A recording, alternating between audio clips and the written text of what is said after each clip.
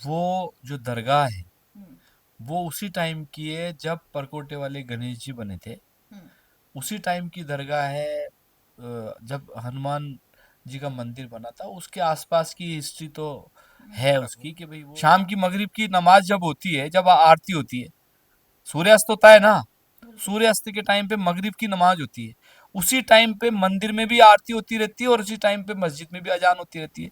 तो आज तक तो जयपुर में ऐसा कुछ नहीं हुआ। ये कौन चौधरी है क्या ये? किशनपोल विधानसभा क्षेत्र है, हम्म। वो उनका इलाका नहीं है। तो वहां फिर उनको जाने की क्या जरूरत आ गई थी? देखिए ये तो आप उनसे पूछेगा, लेकिन वो कोई चौधरी तो है नहीं, नहीं डॉन भी नहीं है, प्रधानमंत्री भी नहीं है। वो क्यों जाते हैं हर जगह? उन्होंने ठेका उठा रखा है क्या उनका मैटर आया कि था हर कि जगह? अजान नहीं होने देंगे, लाउड स्पीकर बंद करवा देंगे, इस देखिए हिसाब से। इस अजान के बारे में बात बताऊं मैं। अजान सैकड़ों सालों से हो रही है हम्म। और दिन भर में अजान जो है वो 5 बार होती है। और हर अजान का एक समय है, 2 से ढाई मिनट, कहीं 2 मिनट कहीं 2.5 मिनट, इससे ज्यादा टाइम नहीं लगता है। तो पूरे दिन में 5 बार को अगर 2.5 से भी गुना करें आप, तो कितने मिनट हो गए? 12.5 मिनट। इससे ज्यादा तो नहीं हुए, 15 मिनट 10 से मान लो। 12 मिनट अब 10-12 मिनट में एक साउंड से कौन तो पगला जाएगा। बहुत स्वागत है आपका हमारा समाचार में, और मैं हूं आपके साथ दिव्या शिखा। देखिए, कल का जो रविवार का दिन था ना, पूरे दिन मैं कहूंगी कि हर किसी के जुबान पर मजार विवाद रहा। हर कोई जानना चाहता था कि आखिर में ये मजार विवाद अचानक से कहाँ से आ गया है, क्यों आया है, किस लिए आया है। मैं मजार पर भी जाकर आई थी, वहां भी मैंने मौलाना साहब से बात की, लेकिन मुझे जिनसे बात करनी थी वो थे विधायक साहब अमीन कागजी। मुझे उनसे जानना था कि आखिर में ये मजार विवाद इतना बड़ा कैसे बन गया कि राजस्थान का रविवार जो था पूरे दिन मजार विवाद पर ही रहा। पहले मैं एक ब्रोशर आपको दिखाती हूँ। ये ब्रोशर है अमीन कागजी जी का, पिछले 5 साल का काम जो इन्होंने किया है। इसको मैं पढ़ रही थी बैठे बैठे भी, तो मुझे यहाँ पर अधिकतर जो ना मंदिरों को निर्माण कार्य दिखाई दिया कि मंदिरों में काफी कुछ इन्होंने सर ने किया है। राधा कृष्ण जी मंदिर ले लीजिए, गोपीनाथ जी ले लीजिए, कल्की मंदिर ले लीजिए, जामा मस्जिद ले लीजिए, न जाने कितने सारी ऐसी है, तारकेश्वर जी ले लीजिए, लक्ष्मी नारायण मंदिर ले लीजिए। ऐसा कोई मंदिर नहीं है जो सर के एरिया में भी नहीं आता, उन मंदिरों में भी जो है काम करवाया गया है। बहुत स्वागत करूंगी मैं अमीन कागजी जी का। सर, बहुत स्वागत है। एक फोटो बड़ा ट्रेन कर रहा है आपका, बड़े हैंडसम और स्मार्ट से लग रहे हो उस फोटो में। उस फोटो को लगाने का क्या उद्देश्य है सर? नहीं, उद्देश्य तो क्या है कि मैं कल वहाँ स्पॉट पे था, हम्म। तो थोड़ा गुस्से में था मैं। हाँ। एक्चुअली क्या है कि आ, एक चीज सब लोगों को समझनी पड़ेगी हम्म। कि हम जनप्रतिनिधि तो हैं, उसके हमारे दायित्व हैं, जी। हमारी उसके उसमें किस शिद्दत के साथ में लोगों के लिए काम करें, जी। ये एक प्रथम दृश्यता होती है, आदमी का एक माइंडसेट होता है। हम्म।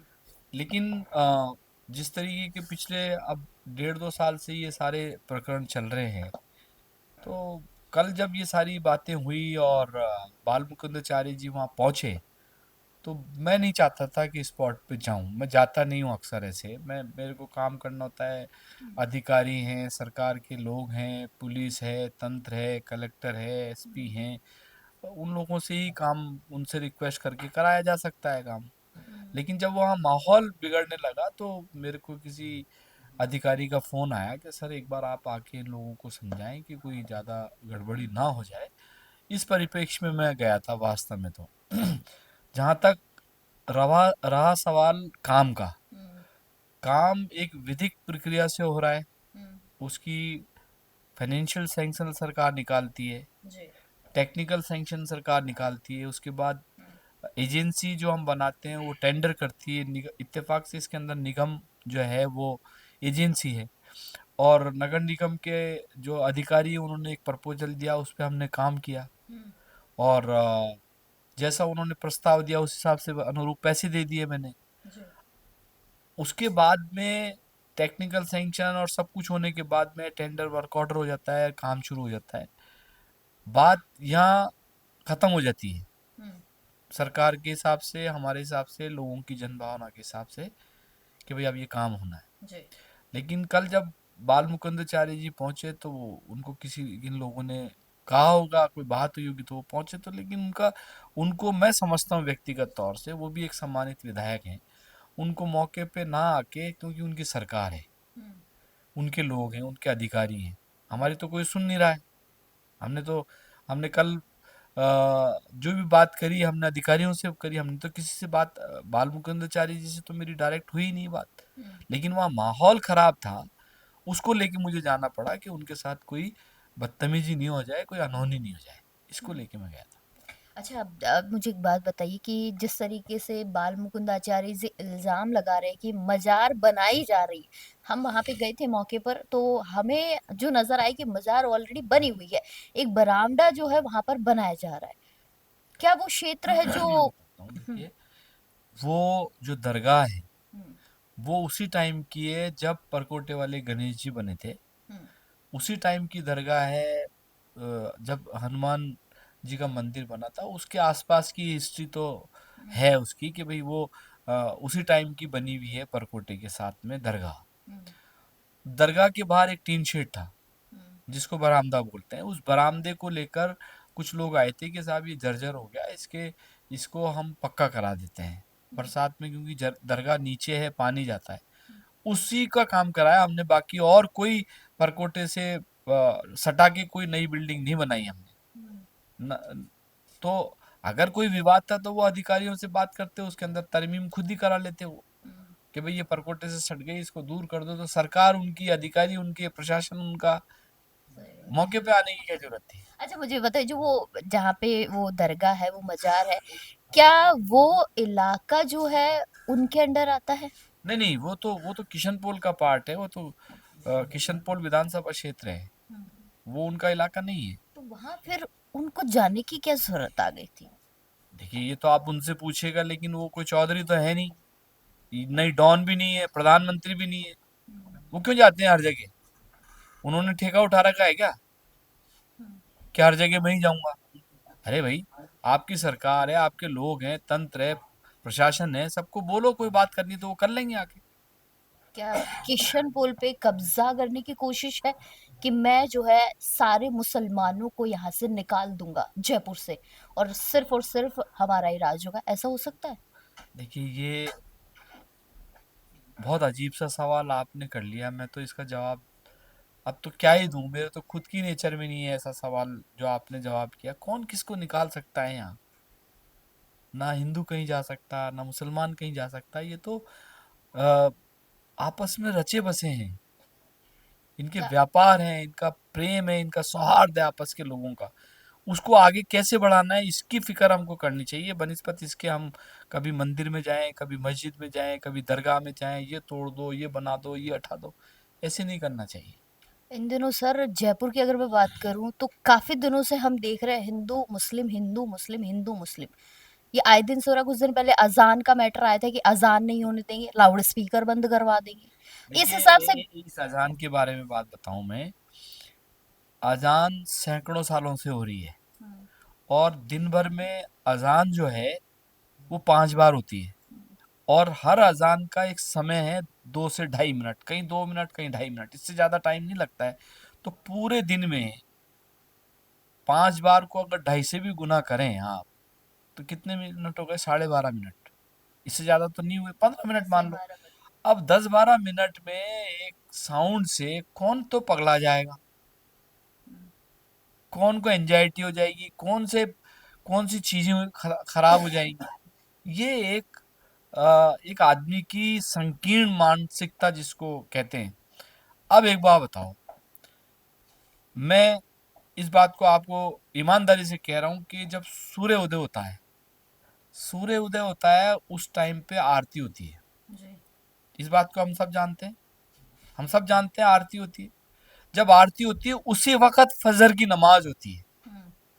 तो इन लोगों को तो आपस में दिक्कत नहीं है, ना तो आरती वालों को दिक्कत है, ना नमाज वालों को दिक्कत है, हमें तो काहे को दिक्कत होएगी? हम क्यों करें? इनको क्या तकलीफ है? हम्म। ये कौन से उस टाइम पे, आरती के टाइम पे मंदिर में रहते हैं या मस्जिद में कोई लोग रहते हैं जो विवाद कर रहे हैं? हम्म। अरे भाई, एक धर्माचार्य हो, हर चीज की गरिमा रखो। शाम की मगरिब की नमाज जब होती है, जब आरती होती है, सूर्यास्त होता है ना, बिल्कुल। सूर्यास्त के टाइम पे मगरिब की नमाज होती है, उसी टाइम पे मंदिर में भी आरती होती रहती है और उसी टाइम पे मस्जिद में भी अजान होती रहती है। तो आज तक तो जयपुर में ऐसा कुछ नहीं हुआ। ये कौन चौधरी है क्या ये, जो अजान बंद करा देंगे, नमाज बंद करा देंगे, आरती बंद करा देंगे? इनके कहने से आरतियां बंद होगी क्या? इसके कहने से नमाज बंद होगी? बकवास करते रहते हैं ये। बाल मुकुंदाचार्य जी के मुंह से हमेशा मैं मुसलमानों को मियाँ सब शब्द से वो संबोधित करते हैं, कभी मुस्लिम नहीं कहते, कोई नाम नहीं लेते, हमेशा मियाँ मियाँ, इस मियाँ के मत जाना, उस मियाँ के मत जाना, ये मत करना, मत करना।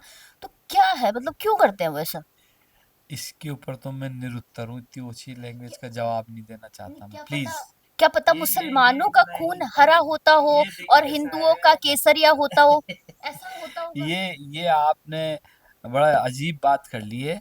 ये तो लोग विचार करते हैं आपस में कि यार इस आदमी की कितनी भाषा का किस तरीके से ये अपना उपयोग कर रहे हैं, यूज कर रहे हैं। लोग अपने आप बहुत बहुत समझदार लोग हैं। शहर की जनता बहुत समझदार है। आदमी के बिहेवियर को भी समझते हैं लोग। आदमी के शब्दों को भी पकड़ते हैं। अब कोई ये जमाने गए कि आप जो है, आपको हमेशा बहुत, you have to be humble, you have to be polite. आपको अपना आचरण सुधारना पड़ेगा। आपको ये इस तरह की हरकतें जनप्रतिनिधि बार बार जीत के नहीं आ सकते। मुझे तो मेरे तो कल तीन चार इनके भारतीय जनता पार्टी के लोगों के फोन आए, और एक दो मेरे दोस्त हैं, मित्र हैं जो आरएसएस से भी बिलोंग करते हैं, उनके भी फोन आए। तो वो कह रहे थे कि यार हमने तो डिसाइड कर लिया, इसको टिकट ही नहीं देंगे अब के हम। अब ये बताओ यार, इनको यही पता नहीं है कि मेरी राजनीति कहाँ जा रही है। सरकार को संकट में डाल देते हैं ये। मूर्ख आदमी है। इन्हीं की सरकार, इन्हीं के लोग, और यही संकट में डाल दे। बताओ, ऐसा होता है क्या कभी? ऐसे नहीं होना चाहिए। भाई आप जिस संगठन के से जीत के आए हो, भारतीय जनता पार्टी के एक सम्मानित विधायक हो आप, लोगों ने चुन के भेजा है, उनकी एक्सपेक्टेशन है, उनकी होप है आपसे कि आप अब वक्त कैसा है, ये वक्त ऐसा नहीं है कि आप मंदिर मस्जिद की बात करो। आपने 2.25 साल में कौन सा इंफ्रास्ट्रक्चर बना दिया? हवा महल में कौन से हॉस्पिटल बना दिए? अरे भाई, मुख्यमंत्री जी के पास जाओ, मुख्यमंत्री जी कहो साहब आप बजट तीसरा लेके आ रहे हो, 2 साल में मेरे को कुछ नहीं दिया आपने, तीसरे बजट में मुझे कोई स्कूल दे दो, कोई सड़क दे दो, कोई फ्लाईओवर दे दो, कोई हॉस्पिटल दे दो। ये वक्त उसका है। ये वक्त ये इस तरह की न्यूसेंस करने का नहीं है। हम तो, जब हमारी सरकार थी तो मैं 15-15 दिन तक तो ये एक्सरसाइज करता रहता था बजट से पहले, कि मैं कभी प्रिंसिपल सेक्रेटरी फाइनेंस से मिल रहा हूँ, कभी सीएम के